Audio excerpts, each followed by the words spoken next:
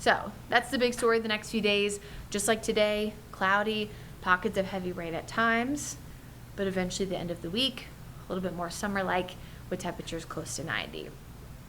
We are going to go way more in depth on Tropical Storm Erin coming up in just a few minutes with WFMY Chief Meteorologist Tim Buckley and myself talking a lot about Erin, where we expect the storm to go, etc., etc. But I do want to quickly touch on it just so we can kind of have an idea. Maybe you're tuning in now and you don't even know that we have a tropical storm. Well, as of the 11 a.m. advisory, we did have a new tropical storm.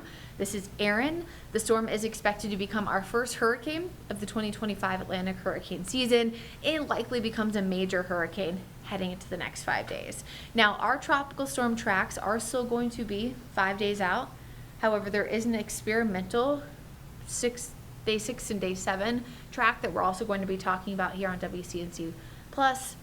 Maybe even tomorrow if we run out of time. Either way, we're going to be talking about it. So no worries there if you have questions about that. Why right now I'm not too concerned about Erin. Again, we're going to talk more in depth about this, and I could go on for 10 straight minutes just about this. But I'll give you the quick glance over for now until we talk to Tim. It's model consistency based on the steering currents at about 7 to 10 days. If you remember during our hurricane special, I actually did the story a few years ago, but we redid it. We talked a little bit about steering currents and how they have to be in a certain place, right, to move a storm. Storms just don't move on their own. That goes for highs and lows no matter what you're talking about. And so we're really going to be looking at the steering currents over the next 7 to 10 days to be looking at exact track. Now we know that by the time we get to day 10, day 12, day 14, etc., things can change, but at least for now, what we like to look at is model consistency. So just a general rule of thumb, when do we monitor certain tropical systems? Well, 8 to 14 days if a system just popped off the African coast, which is what we have right now with Erin. Once it gets toward the middle part of the Atlantic basin, right around the Caribbean islands, about 7 to 10 days, and then a week or less once you're hitting the Western Caribbean, the Gulf, and the Western Atlantic.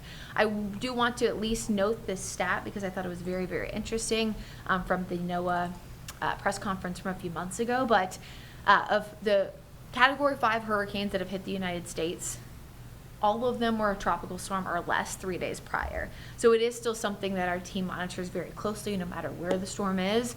If you remember from Florence back in 2018, that was a storm that was not expected to get close to the Carolinas, but based on the steering currents as it moved, long term, things did change. So again, it's definitely something we will keep an eye on. Here's the 7-day forecast. There you go, pockets of heavy rain tomorrow, scattered on Wednesday, a little bit lesser by the weekend. And in just a few minutes, we're going to bring in the one, the only WFMY's Chief Meteorologist Tim Buckley to talk a lot more about all things weather. So stand by.